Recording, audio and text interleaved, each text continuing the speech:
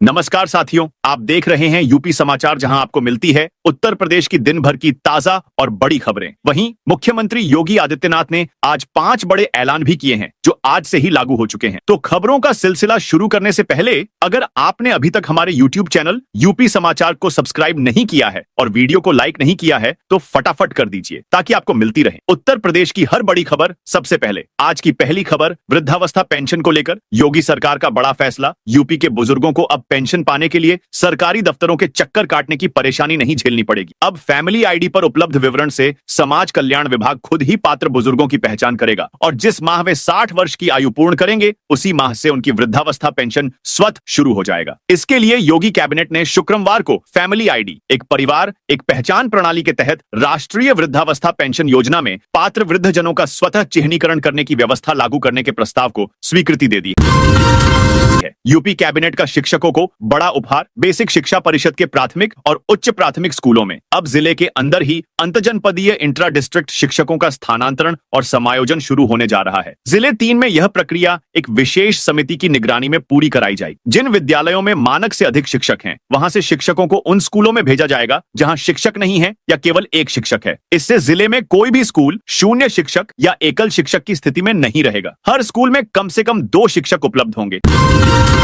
UP cabinet की बैठक में दिल्ली आतंकी वारदात के खिलाफ निंदा प्रस्ताव पारित। मुख्यमंत्री योगी आदित्यनाथ की अध्यक्षता में शुक्रवार का यूपी कैबिनेट की बैठक लाइक भवन में संपन्न हुई। इस बैठक में दिल्ली में लाल किला मेट्रो स्टेशन के पास आतंकी हमले के खिलाफ निंदा प्रस्ताव पारित किया गया। इसके साथ ही जनहानि पर शायक व्यक्त किया गया। प्रदेश कैबिनेट ने दिल्ली में हाल ही में हुई आतंकी घटना की कड़ी निंदा की है। बैठक में कहा गया कि यह घटना देश की शांति और सुरक्षा पर हमला है। मुख्यमंत्री और कैबिनेट ने हमले में मारे गए और घायल हुए लोगों के परिजनों के प्रति गहरी संवेदना व्यक्त की। किराएदारी पट्टे पर स्टैंप ड्यूटी में छूट मिलेगी। सुरेश खन्ना ने बताया कि 1 लाख रुपए सालाना किराए तक किराया पट्टा रजिस्टर कराना जरूरी नहीं होगा, चाहें तो करा सकते हैं। 2 लाख रुपए सालाना किराया होने पर रजिस्ट्रेशन शुल्क 500 रुपए देना होगा। 2 से 5 लाख रुपए सालाना किराया होने पर 2 से 5 साल की अवधि के लिए 1500 रुपए शुल्क लगेगा। 5 से 10 साल के लिए शुल्क 2000 रुपए होगा। दाल मंडी की 35 दुकानों पर लगे लाल निशान सत्तार मार्केट के दुकानदारों को दी गई चेतावनी। वाराणसी के दाल मंडी में पीडब्ल्यूडी विभाग द्वारा आज 1 दर्जन दुकानदारों को नोटिस दी गई है। 3 से 4 दिन का वक्त दिया गया है कि वह अपने दुकान को खाली करने, अन्यथा विभाग द्वारा कार्रवाई की जाएगी। वहीं दूसरी तरफ इस कार्रवाई से कुछ दुकानदारों में नाराजगी भी है। इससे पहले जिलाधिकारी के साथ दुकानदारों की एक बैठक भी हुई थी। वंदे भारत के बाद अब अराजक तत्वों के निशाने पर शताब्दी एक्सप्रेस। भारतीय रेलवे की semi high speed train Vande Bharat express के बाद अब अराजक तत्व शताब्दी एक्सप्रेस ट्रेन को निशाना बना रहे हैं। शुक्रवार को लखनऊ से नई दिल्ली जा रही शताब्दी एक्सप्रेस ट्रेन के पर औरैया जिले के फफूंद रेलवे के आगे कुछ लोगों ने पथराव कर दिया। तेज गति से चल रही ट्रेन की बोगी सी 16 पर 3 से अधिक पत्थर फेंके जाने के कारण खिड़की के कांच टूटने से खलबली मच गई। तेज आवाज के साथ सीट नंबर 4 की खिड़की के कांच टूट गए। खिड़की के पास बैठे लोग हड़बड़ी में दूसरे स्थान पर भागने लगे। पथराव से यात्रियों में दहशत हो गई। योगी बिहार में भी अखिलेश पर भारी पड़े। 31 सीटों में से 27 जीती। बिहार चुनाव में एनडीए ने प्रचंड जीत दर्ज की है। इस चुनाव में यूपी के नेताओं का भी बहुत कुछ दांव पर लगा हुआ था। बिहार चुनाव में यूपी सीएम योगी आदित्यनाथ ने 31 सभाएं व रैलियां की। समाजवादी पार्टी के मुखिया अखिलेश यादव ने किसी भी सीट पर चुनाव लड़े बगैर बिहार में महागठबंधन के पक्ष में 22 सीटों पर प्रचार किया था। रिजल्ट में यूपी सीएम भारी पड़े। उनकी जीत का स्ट्राइक रेट 87% से अधिक है। एनडीए के 31 में से 27 प्रत्याशियों ने जीत दर्ज की, जबकि अखिलेश यादव का स्ट्राइक रेट महज 9% रहा। उनके प्रचार वाली सिर्फ 2 सीटों पर महागठबंधन को जीत मिली। लखनऊ वक्फ संपत्तियों को लेकर पीएम को लिखा पत्र। लखनऊ में पसमानदा मुस्लिम समाज ने वक्फ रजिस्ट्रेशन को लेकर सवाल खड़े किए। पीएम मोदी को इस संबंध में पत्र लिखा। राष्ट्रीय अध्यक्ष अनीस मंसूरी ने वक्फ संपत्तियों के रिकॉर्ड और प्रबंधन को लेकर प्रश्न खड़े किए हैं। उन्होंने कहा कि वक्फ संपत्तियों की सुरक्षा, निगरानी और संरक्षण के लिए गठित वक्फ बोर्ड अपनी जिम्मेदारियों से पीछे हट रहा है, जबकि बोर्ड के पास सभी वक्फ संपत्तियों का पूरा रिकॉर्ड उपलब्ध है।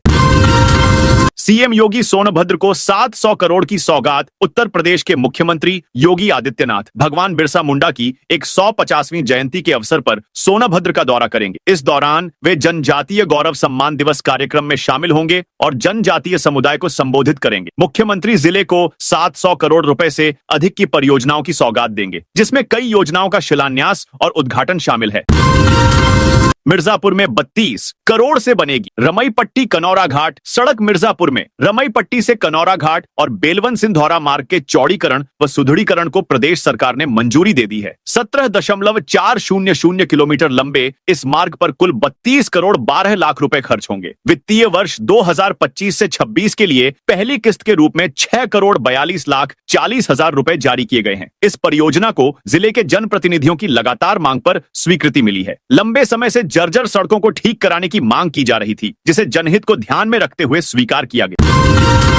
सीएम योगी का तोहफा 40,000 से ज्यादा किसानों को मिलेंगे। सोलर पंप योगी सरकार ने राज्य के 40,521 किसानों को तोहफा दिया है। वर्ष 2024 से 25 में प्रधानमंत्री किसान ऊर्जा सुरक्षा एवं उत्थान महाअभियान पीएम कुसुम योजना के तहत बाकी रह गए सोलर पंप की स्थापना के लक्ष्य को चालू वित्तीय वर्ष में पूरा किया जाएगा। शुक्रवार को कैबिनेट ने इस प्रस्ताव को स्वीकृति दे दी है। योजना के तहत 2 हार्स पावर से 7.5 हार्स पावर तक के सोलर पंप की स्थापना पर मूल्य का 60% अनुदान किसानों को उपलब्ध कराया जा रहा है। वहीं 10 हार्स पावर के सोलर पंप स्थापित कराने पर भी 7.5 हार्स पावर के पंप के बराबर अनुदान दिया जाता है। बिहार चुनाव में एनडीए की जीत पर सीएम योगी की प्रतिक्रिया। बिहार चुनाव के मतगणना के दौरान बीजेपी कई सीटों पर बढ़त बना चुकी है। इसी दौरान सीएम योगी ने एक्स पर पोस्ट कर प्रतिक्रिया दी है। उन्होंने एनडीए की प्रचंड जीत पर कार्यकर्ताओं को बधाई दी है। वहीं सीएम योगी ने पीएम मोदी की भी तारीफ। सीएम योगी ने एक्स पर अपने पोस्ट में लिखा है कि बिहार विधानसभा चुनाव में भाजपा एनडीए गठबंधन की प्रचंड विजय की समर्पित कार्यकर्ताओं पदाधिकारियों को हार्दिक बधाई एवं जनता जनार्दन का अभिनंदन करता हूं।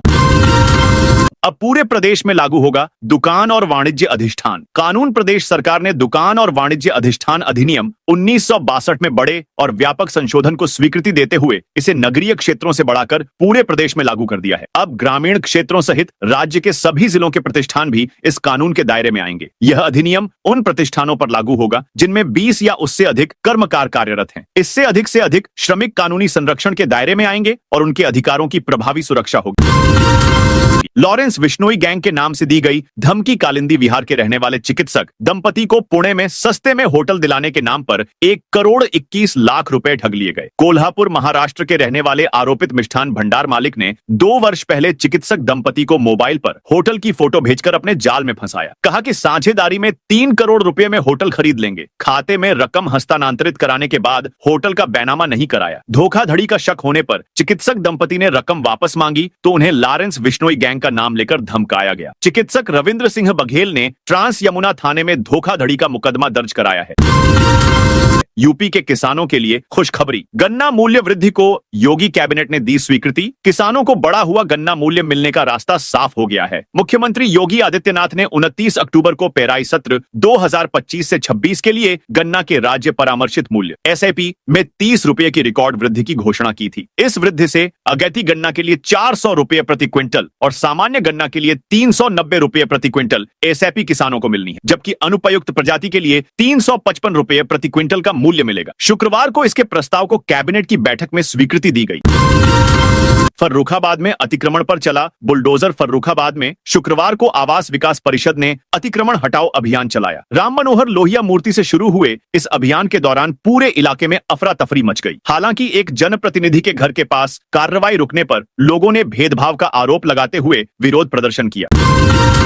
दिल्ली को उत्तराखंड से कनेक्ट करने वाले इस हाईवे की बदलेगी सूरत। अब जल्द ही आपको दिल्ली देहरादून हाईवे आपको चमकता और हरियाली के साथ दिखाई देगा। एनएचएआई दून हाईवे पर मेरठ में परतापुर तिराहे से लेकर मुजफ्फरनगर के रामपुर तिराहे तक 78.3 किलोमीटर के दायरे में डिवाइडर, फुटपाथ, फ्लाईओवर के ऊपर रंगाई और पुताई, स्लैब निर्माण पर तारकोल डालकर उसके ऊपर बारीक दानेदार बजरी को डालने का कार्य शुरू हो गया है। इन सभी कार्य के लिए 1 अरब रुपया जारी किया गया है। बिहार जीत पर अलीगढ़ में मना जश्न। बिहार चुनाव में भाजपा गठबंधन की प्रचंड और एक तरफा जीत के बाद अलीगढ़ में भाजपा कार्यकर्ताओं ने जमकर जश्न मनाया। 12 द्वारी स्थित भाजपा कार्यालय के बाहर कार्यकर्ताओं ने ढोल नगाड़े बजाकर बिहार चुनाव में जीत की खुशियां मनाई। भाजपाइयों ने जमकर पटाखे फोड़े और मिठाई बांटकर जीत की खुशियां मनाई। चुनाव के रुझान आने के बाद से ही भाजपा कार्यालय पर खुशी का माहौल छा गया था। जैसे जैसे चुनाव के परिणाम आने शुरू हुए, भाजपाइयों के चेहरे खिल उठे और जश्न का माहौल शुरू हो गया। यूपी के 14 जिलों में 1 दिसंबर से बिजली बिल में मिलेगी भारी छूट। मेरठ समेत 14 जिलों के बिजली उपभोक्ताओं के लिए खुशखबरी है। राज्य सरकार बिजली बिल राहत योजना 2025 से 26 ला रही है, जो 1 दिसंबर 2025 से शुरू होगी। इस योजना में घरेलू और वाणिज्यिक उपभोक्ताओं को बिजली बिलों में 25% तक की छूट मिलेगी। ऑनलाइन पंजीकरण करके उपभोक्ता इस योजना का लाभ उठा सकते हैं और बकाया बिलों पर विलंब शुल्क में भी छूट मिलेगी, प्राप्त कर सकते हैं। अगर आपको यह खबर अच्छी लगी हो तो वीडियो को लाइक जरूर करें, ताकि हमें और बेहतर खबरें लाने का हौसला मिले। आपका एक लाइक हमें और प्रेरित करता है। यूपी की ताजा खबरों के लिए लाइक और सपोर्ट जरूर करें। इटावा में फेसबुक पोस्ट ने मचाई खलबली। दिल्ली में बम ब्लास्ट के बाद जहां देश भर में हाई अलर्ट है और पुलिस व खुफिया एजेंसी सघन निगरानी बरत रही है, ऐसे में शुक्रवार को जनपद में एक फेसबुक पोस्ट ने खलबली मचा दी। पोस्ट एक मुस्लिम युवक ने डाली, साथ ही उसमें कमेंट भी लिखा। इससे पुलिस प्रशासन एक ने उसकी धरपकड़ शुरू कर दी। लापरवाही से दुर्घटना होने पर एफआईआर ब्लैकलिस्ट की चेतावनी। मिर्जापुर में नमामि गंगे योजना के तहत हर घर नल से जल परियोजना की धीमी रफ्तार और शहर में सड़क मरम्मत न होने पर जिलाधिकारी पवन कुमार गंगवार सख्त हो गए। कलेक्ट्रेट सभागार में हुई समीक्षा बैठक में डीएम ने कार्यदायी संस्थाओं को कड़ी फटकार लगाते हुए साफ कहा कि लापरवाही से दुर्घटना होने पर संबंधित एजेंसी के खिलाफ एफआईआर दर्ज की जाएगी और संस्था को ब्लैकलिस्ट भी किया जा सकता है। बैठक में नगर विधायक रत्नाकर मिश्र भी मौजूद रहे। आगरा सेंट्रल जेल में बंद आतंकियों की सुरक्षा बढ़ाई। आगरा की सेंट्रल जेल में बंद पीओके और जम्मू कश्मीर के कैदियों की सुरक्षा बढ़ा दी गई है। जेल के बाहर भी चेक पोस्ट है, जिस पर अनुमति लेने के बाद ही अंदर जाने दिया जा रहा है। जेल के अंदर 3 लेयर पर निगरानी की जा रही है। कैदियों का उनकी बैरक से बाहर आने का समय भी कम कर दिया गया है। सेंट्रल जेल में 50 कैदी ऐसे हैं जिनकी सुरक्षा बढ़ा दी गई है। इनमें पाकिस्तान व पाक अधिकृत कश्मीर पीओके के 28 आतंकी और जम्मू कश्मीर के 22 नागरिक निरुद्ध हैं। पीएसए के तहत अक्टूबर 2021 में जम्मू कश्मीर में गिरफ्तार किए गए लोगों के साथ पाकिस्तानी और पीओके के आतंकियों को यहां लाया गया था। लखनऊ में सरकारी जमीन से हटाया अतिक्रमण। सरकारी भूमि पर अवैध कब्जों के खिलाफ लखनऊ नगर निगम का अभियान लगातार जारी है। शुक्रवार को गौरभीट तहसील सदर में निगम प्रशासन ने एक बड़ी कार्रवाई करते हुए करीब 2 करोड़ रुपए मूल्य की जमीन से अतिक्रमण हटाया है। नगर निगम की टीम ने जेसीबी की मदद से अवैध निर्माण को गिराकर कर जमीन खाली को अपने कब्जे में लिया। मौके पर नायब तहसीलदार राजेंद्र कुमार, राजस्व निरीक्षक प्रदीप गिरी, लेखपाल रविंद्र सिंह विष्ट और शैलेंद्र प्रताप सिंह मौजूद रहे। कन्नौज में शॉर्ट सर्किट से हार्डवेयर की दुकान में लगी भीषण आग। शॉर्ट सर्किट से हार्डवेयर की दुकान में आग लग गई। आग की लपटें इतनी तेज रहीं कि काबू पाने में दमकल की 7 गाड़ियां बुझाने में लगी रहीं। एक बार आग बुझ गई, लेकिन धुआं उठता रहा। सुबह फिर से आग भड़क गई और लपटें उठने लगी। फिर से दमकल की गाड़ी ने पहुंचकर आग पर काबू पाया। आग से 50 लाख रुपये से अधिक का नुकसान हुआ है। आयुष्मान कार्ड फर्जीवाड़े में आधार से लिंक, मोबाइल नंबर बदलने वालों की तलाश। 450 से अधिक फर्जी आयुष्मान कार्ड बनाने के मामले में state agency for comprehensive health and integrated services और पुलिस आधार कार्ड से लिंक मोबाइल नंबर बदलने वालों की तलाश कर रही है। इनसे संबंधित जानकारी भारतीय विशिष्ट पहचान प्राधिकरण से मांगी गई है। वहीं सांचीज ने फर्जी आयुष्मान कार्ड बनाने वाले बरेली के बेग अस्पताल के अनुबंध को निलंबित कर दिया गया है। फर्जी कार्ड बनाने वाले आयुष्मान मित्र की तलाश की जा रही है। गोंडा में 7 स्कूली वाहनों का चालान। गोंडा में स्कूली वैन में आग लगने की घटना के 2 दिन बाद पुलिस विभाग ने नियमों का उल्लंघन कर रहे स्कूली वाहनों का चालान जारी कर दिया है। के खिलाफ सख्त कार्रवाई शुरू कर दी है। यातायात प्रभारी बलराम सिंह ने एक अभियान के तहत 49 स्कूली वाहनों की गहनता से जांच की, जिनमें से 7 वाहनों का चालान किया गया। ये वाहन चालकों द्वारा यातायात नियमों के विरुद्ध चलाए जा रहे थे। जजों को मिलेगा 10 लाख रुपए का कार लोन। वित्त मंत्री सुरेश खन्ना ने बताया, न्यायिक सेवा और उच्चतर न्यायिक सेवा के अधिकारियों को मिलने वाला कार लोन 8 लाख से बढ़ाकर 10 लाख रुपए कर दिया गया है। ब्याज दर 5% वार्षिक होगी। दुकान एवं वाणिज्य अधिष्ठान अधिनियम 1962 में संशोधन श्रम मंत्री अनिल राजभर ने बताया कि मंत्रिपरिषद ने दुकान एवं वाणिज्य अधिष्ठान अधिनियम 1962 में संशोधन प्रस्ताव पारित किया है। अभी तक अधिनियम केवल शहरी क्षेत्र के लिए था, अब इसे ग्रामीण क्षेत्र के लिए भी लागू किया जा रहा है। इस अधिनियम में निजी अस्पताल, क्लिनिक, वास्तुकार, तकनीकी परामर्शदाता को भी इसके दायरे में लाया गया है। पहले एक कर्मचारी पर पंजीयन कराना होता था, लेकिन अब 20 से अधिक कर्मचारी होंगे तो उन्हें पंजीयन कराना होगा। यूपी में अब उद्योगों के लिए जमीन उपलब्ध कराना आसान। उन्होंने बताया कि सरकार ने स्टैंप शुल्क में भी छूट देने का निर्णय किया है। अब पार्क के अंदर किसी भी प्लाट पर स्टैंप शुल्क 7 मीटर रोड के हिसाब से ही लिया जाएगा। प्राधिकरण के तहत प्लेस पार्क बनाने पर विकास शुल्क 100% देना पड़ रहा था, उसे घटाकर अब 25% किया है। मानचित्र स्वीकृत कराने के लिए प्राधिकरण के पास जाना पड़ रहा था, अब उद्योग आयुक्त ही नक्शा पास करेंगे। इससे उद्योगों के लिए जमीन उपलब्ध कराना आसान होगा। ग्रामीण इलाकों में भी औद्योगिक विकास होगा।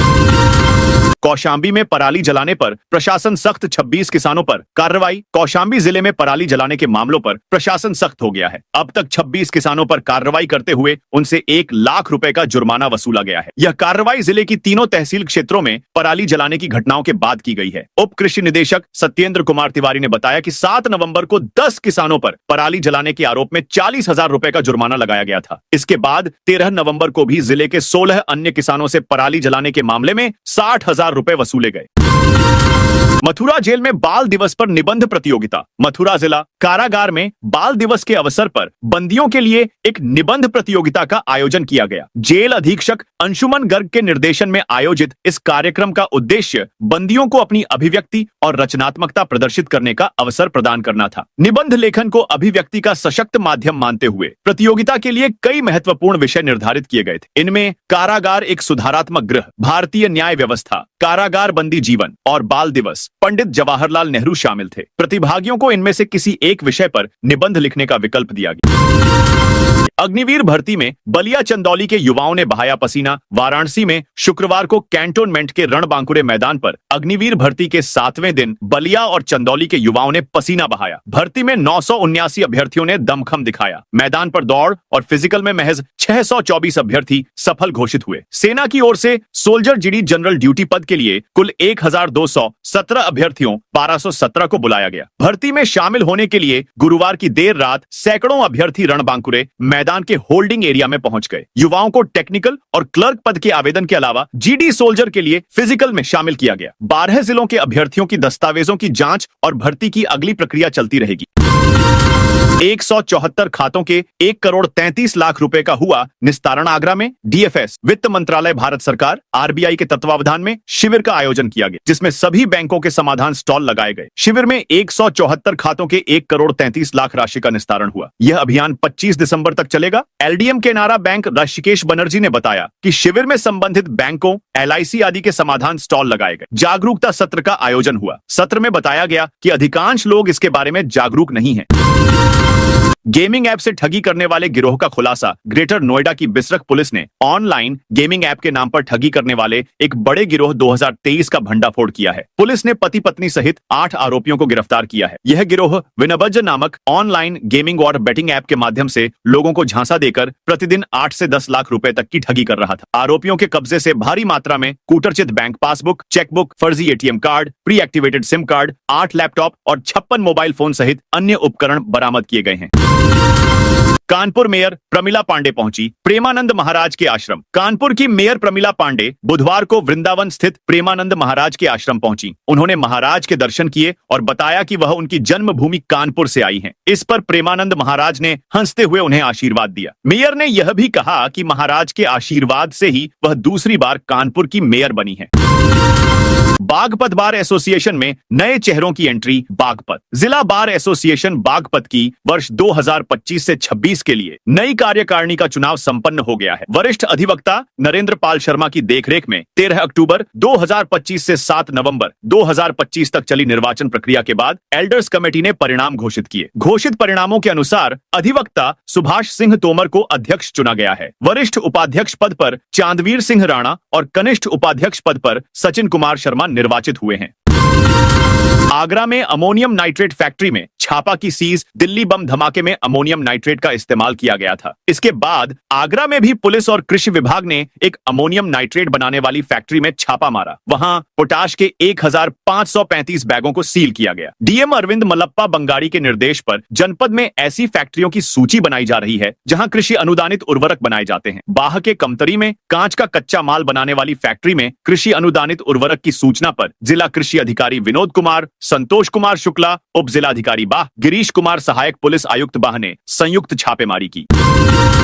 प्रदेश के सर्वाधिक दुर्घटना वाले जिलों में शामिल हरदोई जनपद प्रदेश के सर्वाधिक सड़क दुर्घटना वाले जिलों में शामिल है। इस पर चिंता व्यक्त करते हुए जिलाधिकारी अनुनय झा ने सड़क सुरक्षा और यातायात व्यवस्था को सख्ती से लागू करने के निर्देश दिए हैं। उन्होंने बताया कि जनपद में सड़क दुर्घटनाओं में होने वाली मृत्यु दर प्रदेश में सबसे अधिक है। जिलाधिकारी ने पुलिस, यातायात, राजस्व और स्वास्थ्य विभाग के अधिकारियों को सुगम एवं सुरक्षित यातायात को प्राथमिकता देने और सड़क हादसों में कमी लाने के निर्देश दिए। इसका उद्देश्य जनहानि को कम करना है। उन्होंने जोर दिया कि सड़क दुर्घटनाओं की रोकथाम में यातायात प्रबंधन और सड़क सुरक्षा पुलिस की अहम भूमिका होती है।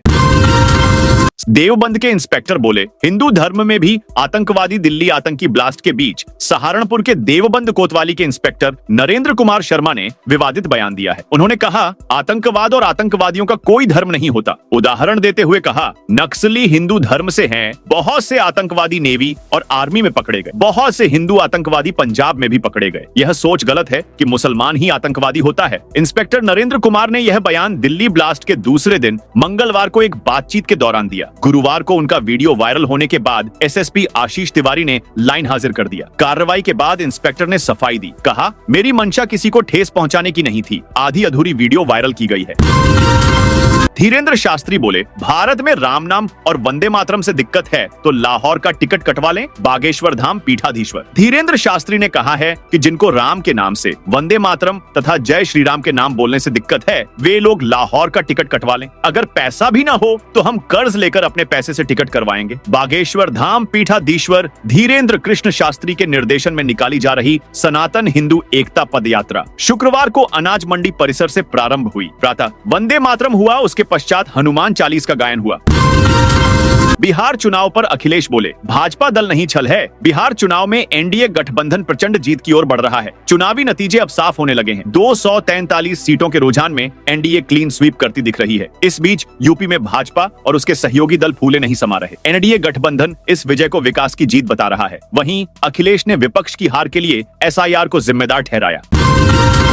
आतंकी अदील सहारनपुर में डॉक्टरों को हनी ट्रैप में फंसाता था। दिल्ली ब्लास्ट के बाद यूपी में एजेंसियां एक्शन मोड में हैं। जम्मू कश्मीर दिल्ली पुलिस के साथ एटीएस ने लखनऊ, सहारनपुर, मुजफ्फरनगर, कानपुर और हापुड़ में ताबड़तोड़ छापेमारी की। दिल्ली ब्लास्ट मामले में यूपी से अब तक 5 डॉक्टरों की गिरफ्तारी हो चुकी है। इनमें सहारनपुर के डॉक्टर आदिल की सबसे पहले गिरफ्तारी हुई थी। इसके बाद लखनऊ की रहने वाली डॉक्टर शाहीन सईद को फरीदाबाद और उसके भाई परवेज अंसारी को एटीएस ने लखनऊ से पकड़ा था। कानपुर मेडिकल कॉलेज के कार्डियोलॉजिस्ट डॉक्टर मोहम्मद आरिफ को भी एटीएस ने अरेस्ट किया था। यूपी में 8 साल बाद जड़ें फैला रहा खुरासान मॉड्यूल। दिल्ली आतंकी घटना के बाद से यूपी सुर्खियों में है। जम्मू कश्मीर से पहले गुजरात एटीएस ने यूपी से इस्लामिक स्टेट खुरासान मॉड्यूल के 2 आतंकियों को गिरफ्तार किया था। गंभीर बात यह है कि 8 साल बाद फिर यूपी में आतंकी संगठन की पैठ सामने आई है। यूपी लंबे समय तक इस आतंकी मॉड्यूल्स का हॉटस्पॉट रहा था। गुजरात एटीएस ने जो खुलासा किया उससे यूपी में खुरासान मॉड्यूल के फिर से सक्रिय होने के सबूत मिले हैं। 2017 में यूपी एटीएस ने इस मॉड्यूल को पूरी तरह से खत्म कर दिया था। अब गुजरात एटीएस के खुलासे के बाद एक बार फिर से सुरक्षा एजेंसियां चौकन्नी हो गई हैं। संभल में 500 बीघा प्याल में भीषण आग। संभल में शुक्रवार सुबह 20 किसानों की लगभग 500 बीघा प्याल में भीषण आग लग गई। इस घटना से क्षेत्र में अफरा तफरी मच गई। दमकल विभाग ने 1.5 घंटे बाद मौके पर पहुंचकर 2 घंटे से अधिक समय में आग पर काबू पाया। किसानों को 2 से 3 लाख रुपए के नुकसान का अनुमान है। अंबेडकर नगर में 3,10,000 किसानों की फार्मर रजिस्ट्री तैयार। अंबेडकर नगर जिले में अब तक 3,10,333 किसानों की फार्मर रजिस्ट्री तैयार हो चुकी है। प्रधानमंत्री किसान सम्मान निधि का लाभ पाने वाले 4,22,721 किसानों में से 2,79,557 किसानों की फार्मर रजिस्ट्री बनाई जा चुकी है। इस कार्य को गति देने के लिए 500 गांवों में विशेष कैंप लगाए जाएंगे। जिलाधिकारी अनुपम शुक्ला ने बताया कि सभी किसानों की फार्मर रजिस्ट्री बनाने के लिए लगातार काम किया जा रहा है। उन्होंने जानकारी दी कि जिले में फार्मर रजिस्ट्री बनाने के लिए 16 अक्टूबर से ग्राम पंचायतों में विशेष अभियान चलाया जा रहा है, जो 18 नवंबर 2025 तक जारी रहेगा। इस अभियान के तहत 13 नवंबर 2025 तक 42,000 किसानों की फार्मर रजिस्ट्री बनाई जा चुकी है। मालदीव में परवेज आतंकी संगठनों से जुड़ा दिल्ली ब्लास्ट की मास्टरमाइंड डॉक्टर शाहीन के लखनऊ स्थित घर पर ताला बंद है। बाहर 2 पुलिसकर्मी तैनात हैं। हालांकि शाहीन के पिता अंदर मौजूद हैं। मीडिया मीडिया और पुलिस की आवाजाही से मोहल्ले वालों ने भी खुद को घरों में बंद कर लिया है। वहीं एटीएस, एनआईए समेत तमाम खुफिया एजेंसियां यूपी में शाहीन और उसके भाई डॉक्टर परवेज अंसारी का कच्चा चिट्ठा निकालने में जुटी हुई हैं। रेसलर पूजा ढांडा की शादी में शामिल हुए ब्रिजभूषण हरियाणा की इंटरनेशनल रेसलर पूजा ढांडा परिणय सूत्र में बंध गई है। हिसार के गांव घिराय के रहने वाले बिजनेसमैन अभिषेक बुरा संघ पूजा ने गुरुवार 13 नवंबर को 7 फेरे ली। इस मौके पर भारतीय कुश्ती संघ के पूर्व अध्यक्ष ब्रिजभूषण शरण सिंह भी वर वधू को आशीर्वाद देने पहुंचे। ब्रिजभूषण शरण सिंह अपने अंदाज में शादी में नजर आए। उन्होंने पूजा के पिता अजमेर ढांडा से मुलाकात की। इस मौके पर ब्रिजभूषण शरण सिंह ने विशेष बातचीत भी की। बातचीत में ब्रिजभूषण शरण ने बताया कि पूजा से उन्होंने 8 साल पहले वादा किया था कि वह उसकी शादी में जरूर आएंगे। फिरोजाबाद में ई रिक्शा चोरी गैंग के 4 सदस्य गिरफ्तार। फिरोजाबाद में पुलिस ने ई रिक्शा चोरी के एक मामले का खुलासा करते हुए 4 आरोपियों को गिरफ्तार किया है। पुलिस टीम ने उनके कब्जे से चोरी का एक ई रिक्शा और 12 मोबाइल फोन बरामद किए हैं। यह कार्रवाई वरिष्ठ पुलिस अधीक्षक और अपर पुलिस अधीक्षक नगर के निर्देश पर चलाए जा रहे एक विशेष अभियान के तहत की गई। आरोपियों को नगला गुलरिया कच्चा रास्ता से पकड़ा गया।